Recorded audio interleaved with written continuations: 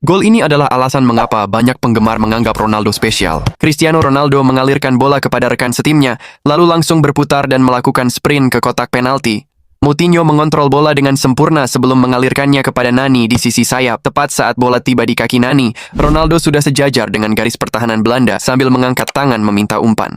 Tanpa ragu, Nani mengirim umpan terobosan yang membelah lini belakang Belanda dan mendarat tepat di kaki Ronaldo. Kini ia memiliki ruang terbuka menuju gawang, namun bukannya langsung menembak. Ronaldo tetap tenang. Ia memiringkan tubuh ke kiri dan mengangkat sedikit kaki kanannya, seolah akan melepaskan tembakan keras ke tiang dekat. Disitulah kecerdasannya terlihat. Bukannya menembak, Ronaldo justru melakukan sentuhan tipuan ke arah dalam. Bek lawan yang sudah terlanjur membaca arah tembakan langsung kehilangan keseimbangan dan terjatuh. Kini tinggal berhadapan dengan kiper. Ronaldo kembali membuka postur seolah mengincar tiang jauh. Namun sekali lagi itu hanya tipuan. Dalam sekejap, ia melepaskan penyelesaian dingin ke tiang dekat yang benar-benar di luar dugaan.